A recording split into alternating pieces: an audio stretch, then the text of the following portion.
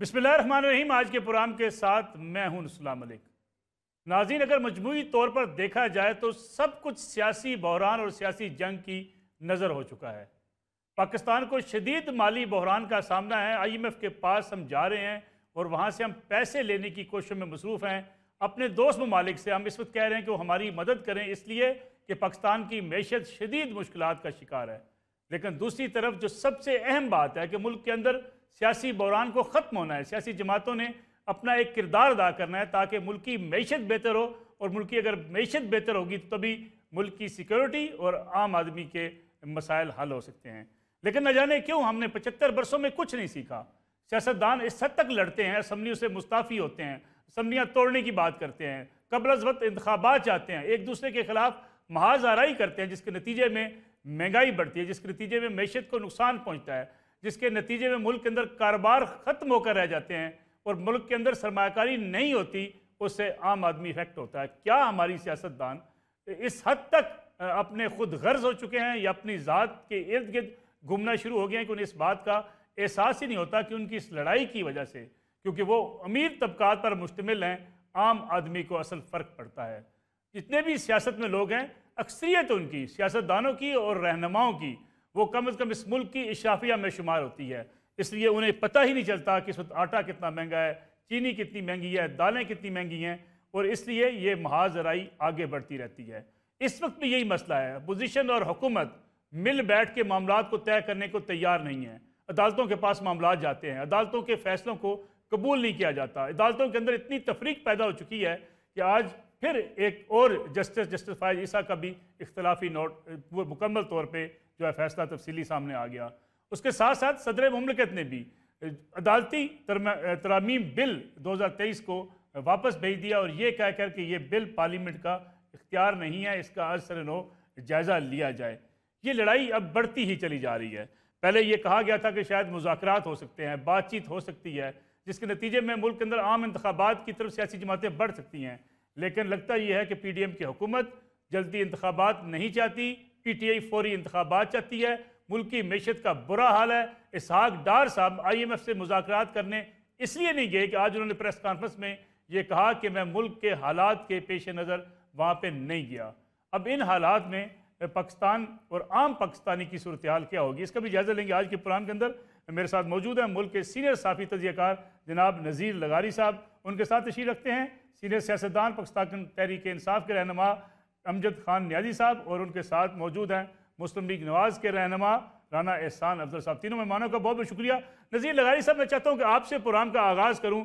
एक आपसे पूरी सूरत हाल को मैं चाहता हूँ कि आप हमारे सामने रख दें कि हम जा किस तरफ रहे हैं। फिर दोनों जमातों का मौक़िफ़ लेंगे कि PTI और PMLN अगर हट धर्मी से पीछे नहीं हटते, दो कदम पीछे नहीं आते, मिल बैठ कर बातचीत नहीं करते, तो इन्हें तो कोई नुकसान होगा या नहीं होगा।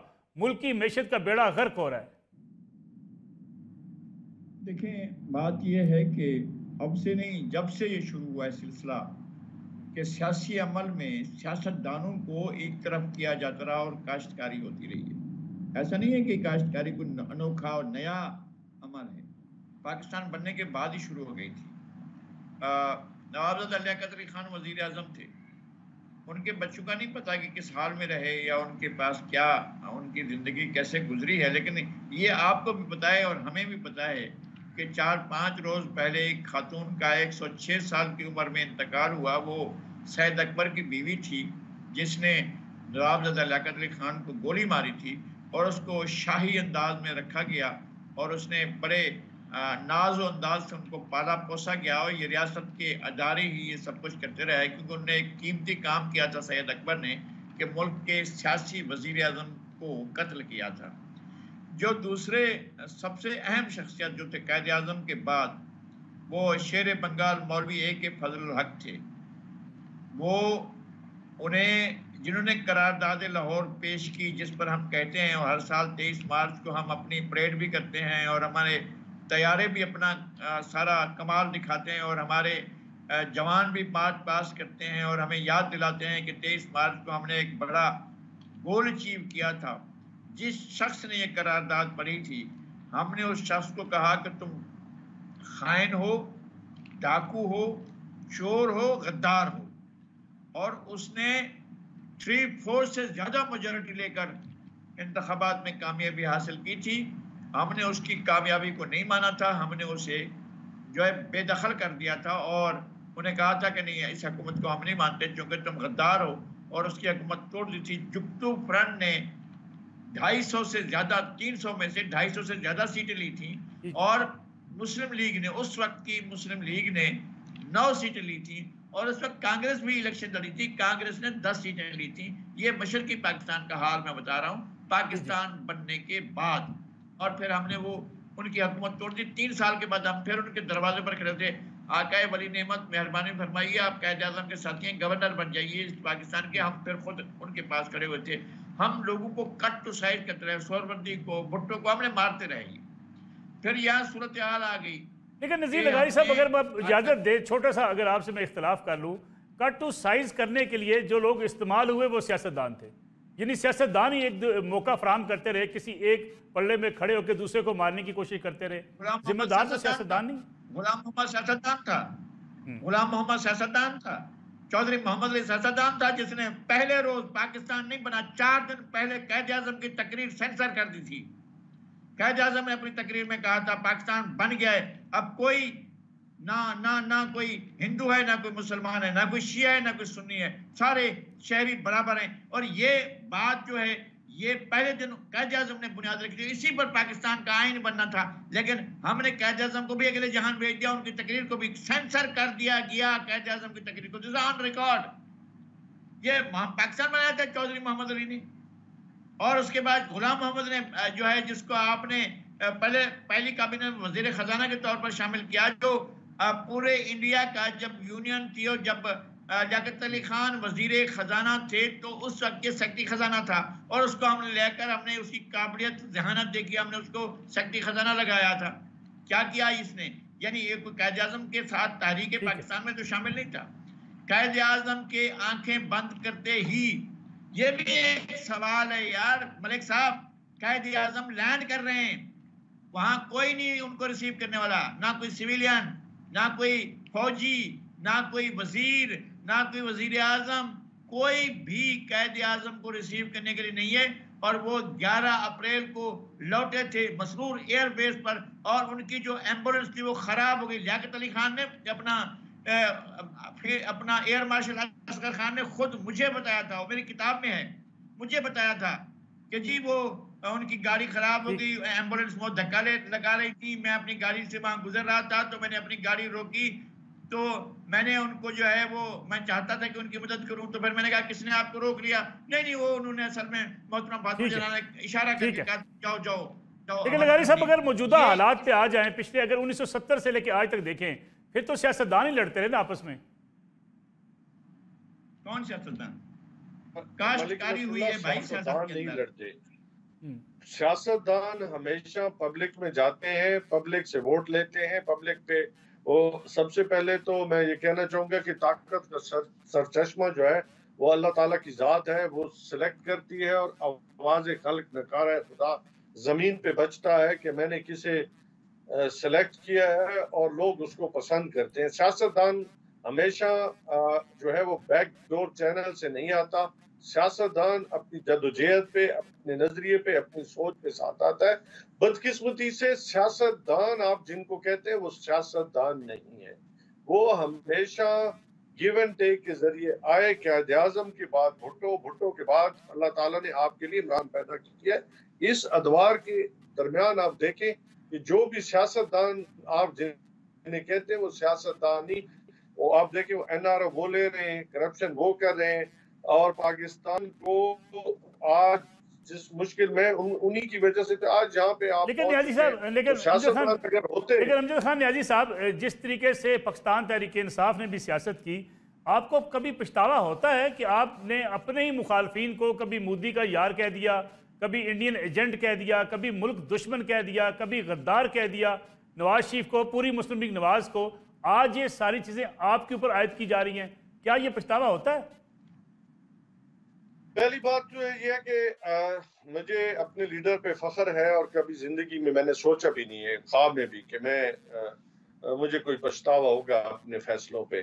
دوسری بات یہ ہے کہ آپ کا یہ کہنا کہ جی ہم انہیں مودی کا یار کیوں کہتے ہیں، جب گجرال اور جندال کو آپ رات کے اندھیرے میں ملیں گے جو آپ کے نیشنل انسٹیٹیوشنز کے خلاف انٹرنیشنل میڈیا پہ مضامین لکھوائے، مضامین لکھے، آپ کے خلاف مہم چلائے، تو آپ وہاں پہ کیا کھڑے ہوتے ہیں؟ جب انڈیا میں آپ جاتے ہیں تو وہاں پہ آپ سٹیل کنگ سے ملنا تو پسند کرتے ہیں، لیکن آپ کشمیری حریت پسندوں کو، جد و جہد کرنے والوں کو، سیاسی لیڈر جو ہے ان سے آپ ملنا پسند نہیں کرتے۔ لیکن نیازی صاحب اس میں تو بہت سی ہمیں کہانیاں ہیں، کہنے اگر پہ اگر آپ کے پروگرام میں شاید کچھ چیزیں میں بھی نہ کہہ پاؤں، یہ بہت سی کہانیاں ہیں، بیک چینل ڈپلومیسی ہوتی رہی ہے، جن جی دوول کا آپ ذکر کر رہے ہیں وہ باقی لوگوں سے بھی ملتے رہے ہیں، اکیلے نواز شریف سے پاکستان میں وہ نہیں ملے۔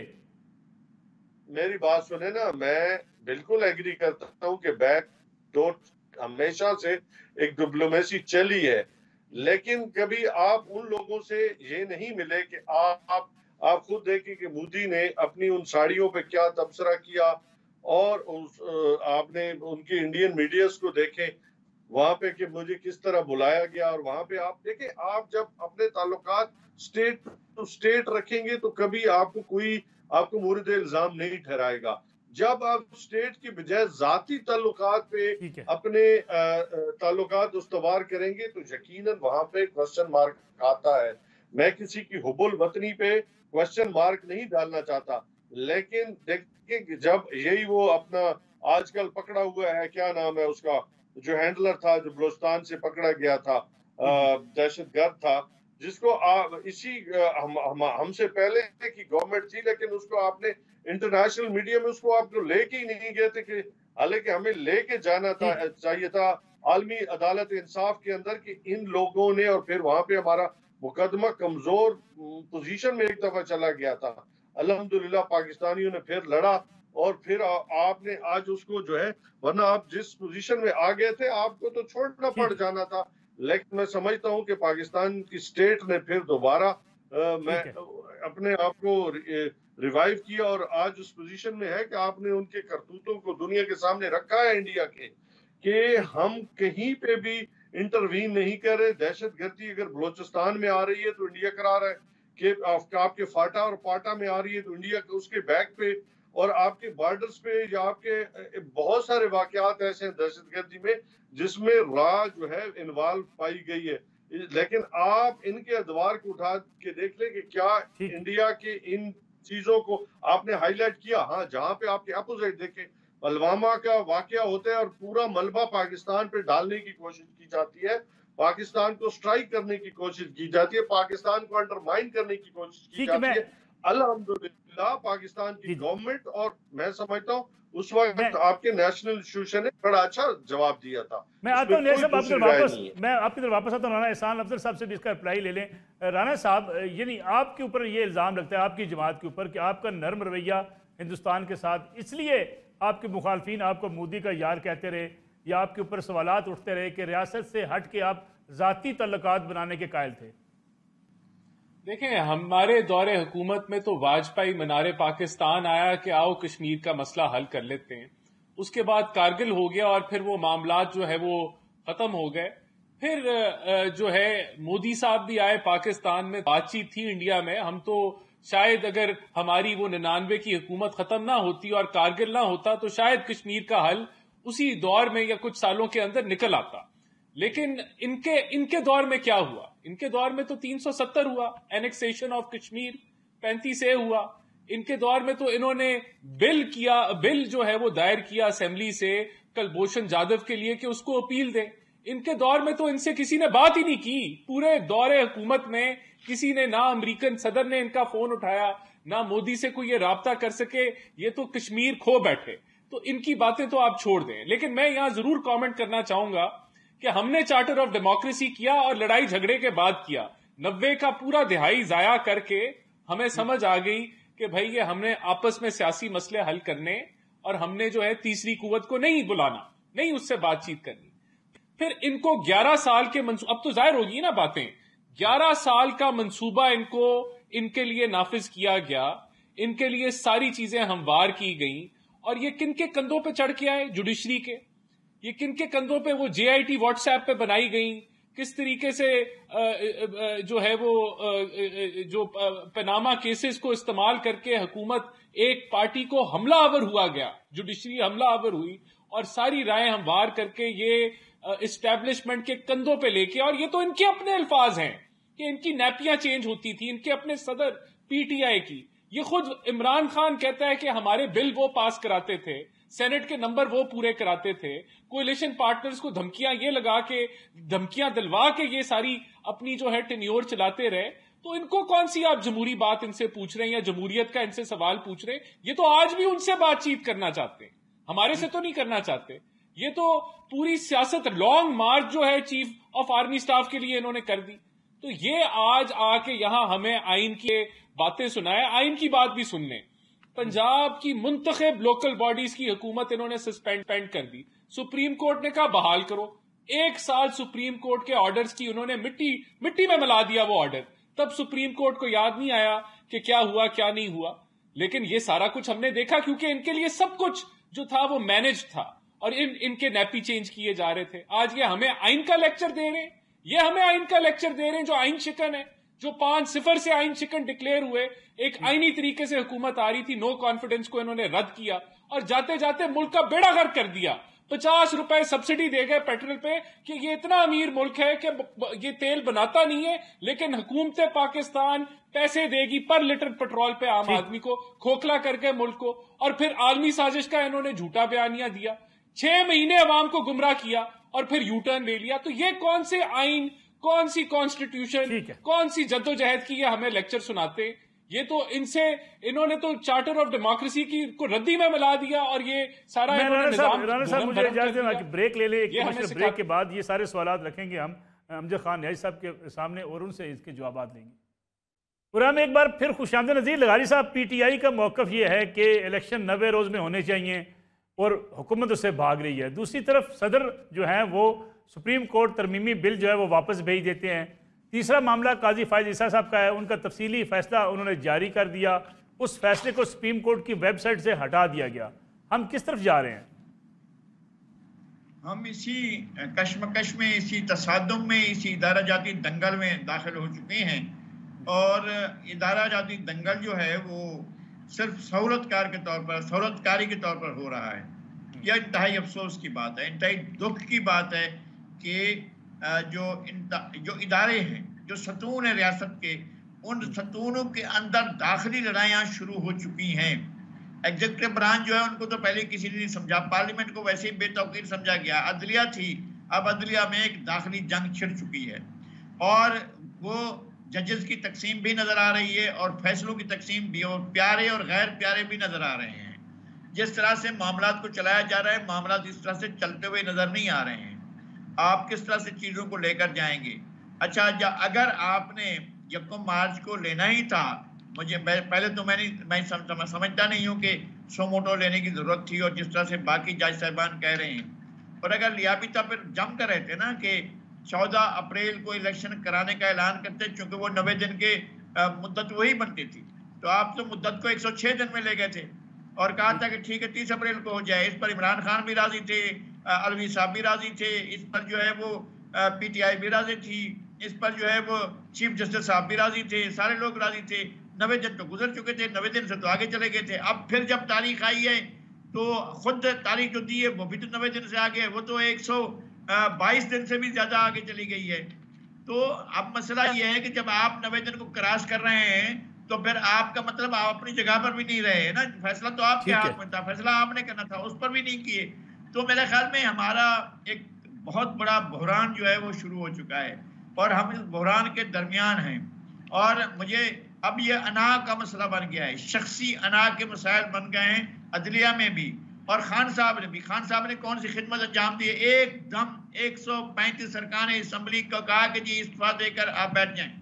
یہ کون سا طریقہ تھا کہ ایک دم پوری کی پوری اسمبلی سے آپ اپوزیشن، تاریخ میں پہلی دفعہ طاقتور اپوزیشن موجود تھی، اور جو ہے وہ آپ ان کے ساتھ بیٹھتے اور ان کے ساتھ مقابلہ کرتے. پھر آپ کی 2 حکومتیں موجود ہیں، ان حکومتوں کو توڑنے کا کوئی تک ہی نہیں ہے نا، کوئی لاجک نہیں ہے کہ آپ کے پاس یہ آپ کا چونکہ شوق ہو گیا ہے. جبکہ جس نے توڑی وہ پہلے ہی کہہ رہا ہے، وہ لوگوں کے سامنے، میڈیا کے سامنے، ہر آدمی کے سامنے کہہ رہا ہے 99% ارکان اسمبلی اس کے خلاف ہے، نہیں توڑنا چاہتے، مگر پھر بھی اور یہ حکمن توڑنا جو ہے، کیا یہ آئین کے مطابق ہے؟ آئین یہ کہتا ہے کہ جناب آپ کا چونکہ موڈ ہو گیا ہے لہٰذا اسمبلی توڑ لی جائے۔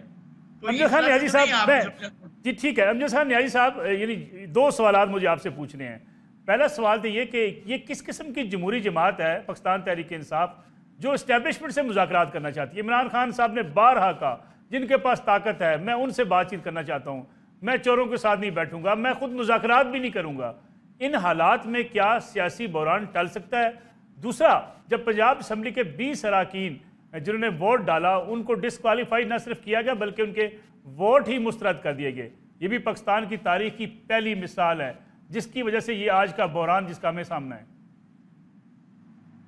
ملک نصر اللہ خود مریم صفدر کے بیانات اٹھا کے دیکھ لیں تو انہوں نے کہا تھا کہ پاکستان میں تحریک عدم اعتماد جو ہے وہ بغیر جو ہے اسٹیبلشمنٹ کے نہیں آ سکتی، اور پھر واقعات حالات آپ کے سامنے ہے، سائفر آیا، ہم نے کہا کہ جی سائفر جو ہے وہ اس کی انویسٹیگیشن جو ہے سپریم کورٹ کے اعلیٰ کمیشن کے ذریعے، ہائی پاورڈ کمیشن کے ذریعے کروا لی جائے تاکہ دودھ کا دودھ پانی کا پانی ہو سکے۔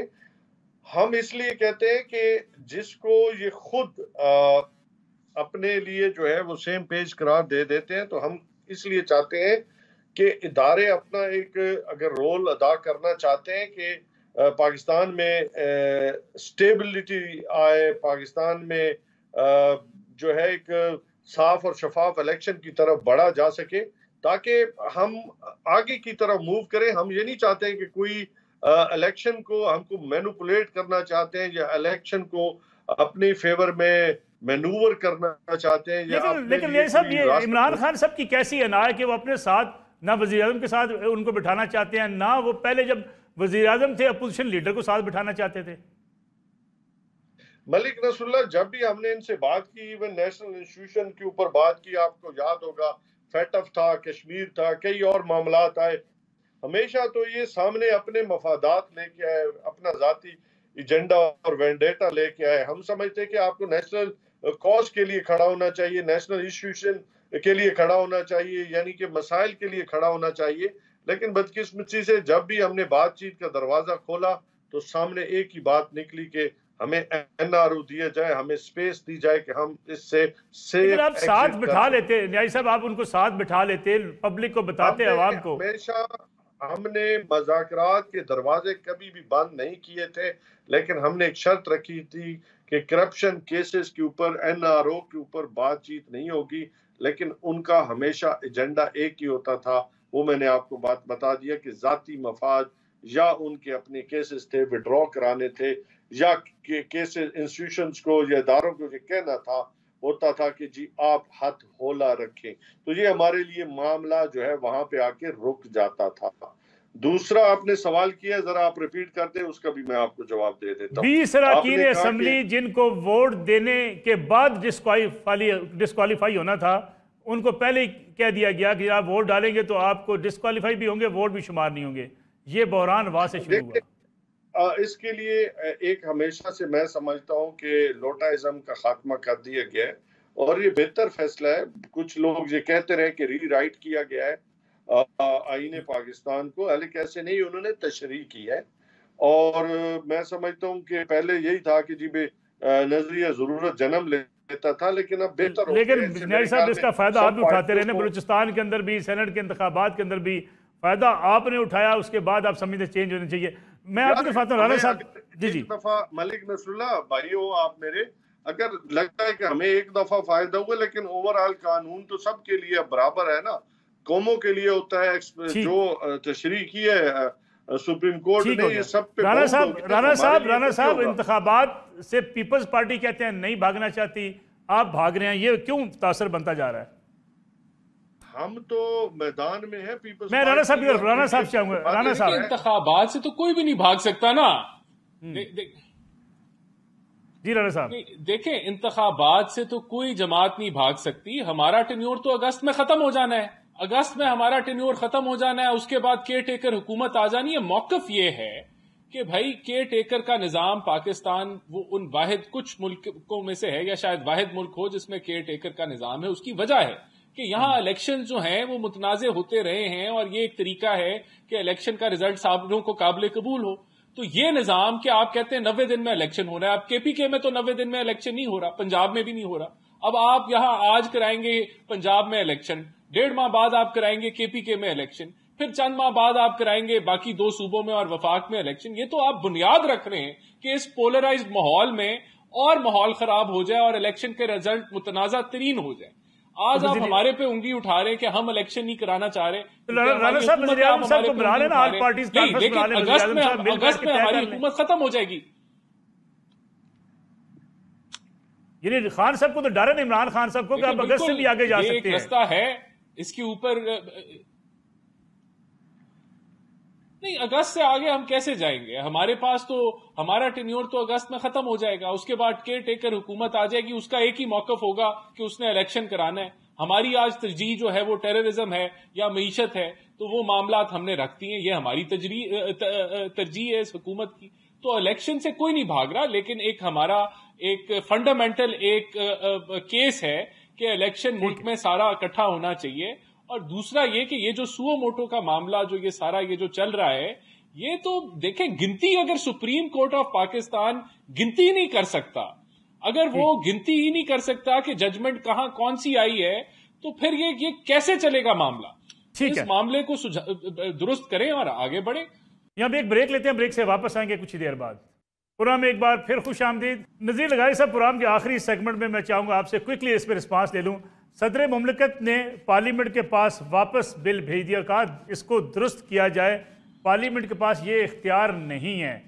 اس کا مستقبل آپ کیا دیکھ رہے ہیں؟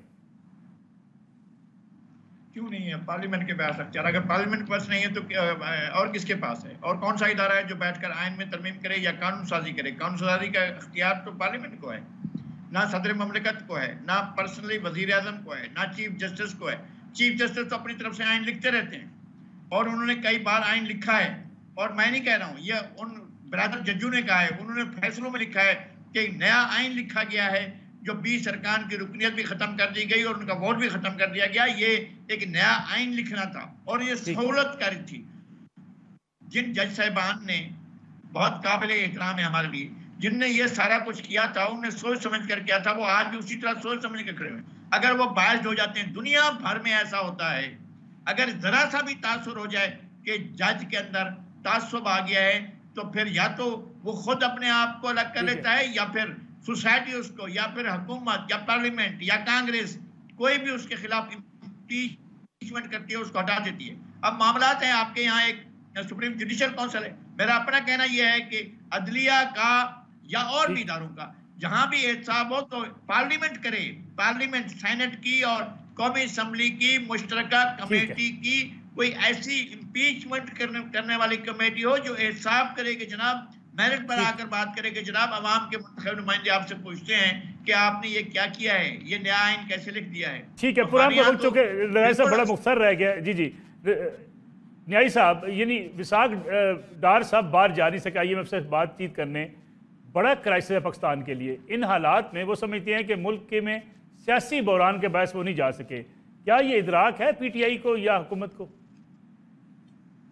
دیکھیں, ہم تو رجیم چینج سے پہلے اور رجیم چینج کے بعد ہر سطح پہ, ہر فورم پہ, ہر جگہ پہ پورے پاکستان میں پچھلے 12 ماہ سے یہی کہنا چاہ رہے ہیں کہ خدا کے بندو, جب تک پاکستان کے اندر سٹیبلٹی نہیں آئے گی, پاکستان کے اندر فعال ادارے نہیں ہوں گے, آپ کو کسی نے کچھ نہیں دینا, بلکہ آپ کے سامنے وہ شرائط رکھنی ہے جو آپ افورڈ ہی نہیں کر سکتے. پاکستان کی عوام پہ آپ بوجھ بڑھاتے چلے جائیں گے. آپ جتنی جو کہتے تھے کہ جی ماشاءاللہ ہماری ٹیم اتنی ہارڈ ورکنگ ہے, اٹھا کے رکھ دے گی, ڈالر نیچے زمین پہ پٹک دے گی, لیکن آپ خود زمین پہ آ رہے ہیں, ابھی تک ناک کے بل گرے ہوئے ہیں. اور وہ کیا, ان کے جو مفتاح اسماعیل صاحب کی کمنٹری سنے تو خود ان کا چہرہ اس نے بتا دیا ہے کہ ہمیں IMF ہمارے ساتھ کیا کر رہا ہے. اور ہماری کارکردگی جو میں نہیں کہتا, مفتاح اسماعیل ان کا اپنا مسلم لیگ نون کا کہتا ہے کہ ہماری کارکردگی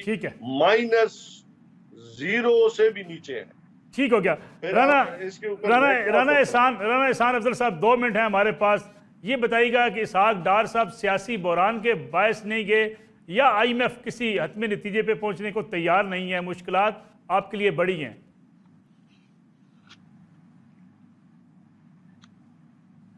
دیکھیں آئی ایم ایف تو اب ہم کلوزنگ کی طرف جا رہے ہیں انشاءاللہ تعالی. ہمیں سعودی عربیہ سے جو گارنٹی چاہیے تھی آئی ایم ایف کو وہ انہوں نے آئی ایم ایف کو دے دی ہے, باقی یو اے ای کی بھی آ جائے گی. تو ابھی جو اسحاق ڈار صاحب ہیں انہوں نے خود کہا کہ میں جہاں آن لائن میٹنگز اٹینڈ کرنی ہوئی میں خود کر لوں گا, لیکن ابھی جس طریقے کے یہ معاملات ہیں, فنڈز کا ایشو ہے الیکشن کمیشن کو, اور جو دیگر ایشوز ہیں سیاسی طور پہ جو چل رہا ہے ابھی معاملات سپریم کورٹ کے ساتھ, تو وہ اس بنیاد پہ رک گئے. لیکن ایک بھرپور ٹیم جاری ہے, جو ایس اے پی ایم ہے فائنانس کے اوپر وہ جا رہے ہیں, اور سیکٹری فائنانس, اور وہ ہر وقت ان ٹچ رہیں گے. تو ہم انشاءاللہ تعالی یہ جو 9th ریویو ہے اس کو بھی مکمل کریں گے, اور باقی اگلے ریویوز کو بھی ہم مکمل کریں گے. ریلیف ہوگا یا نہیں ہوگا رانا صاحب؟ سوال تو یہ ہے. ہوا بالکل تاخیر ہے, لیکن دیکھیں بات یہ ہے کہ جو ملک کے حالات ہیں, جو دنیا میں حالات ہیں, اس کے اندر کوئی حکومت, یہ جو خاص طور پہ 1 سال کی حکومت ہے, وہ خوشی سے نہ بجلی کا ریٹ مہنگا کرتی ہے, نہ گیس کا, نہ پیٹرول کا, نہ ان ساری چیزوں کا. یہ ہم نے مجبوری کے فیصلے تھے, جو نہ کرتے تو ملک دیوالیہ ہوتا, اور دیوالیہ ہوتا تو یہ قیمتیں آج سے 4-5 گنا ہوتی. یہ وہ فیصلے, یہ وہ گند ہے بہت شکریہ پی ٹی آئی نے ڈالا, اور ہمیں صاف کرنا پڑا. اور امجد خان نیازی صاحب ہمارے ساتھ موجود تھے. ناظرین یہ آج کا پروگرام تھا, انشاءاللہ آپ کی خدمت میں کل دوبارہ حاضر ہوں گے. اجازت دیجیے, اللہ حافظ.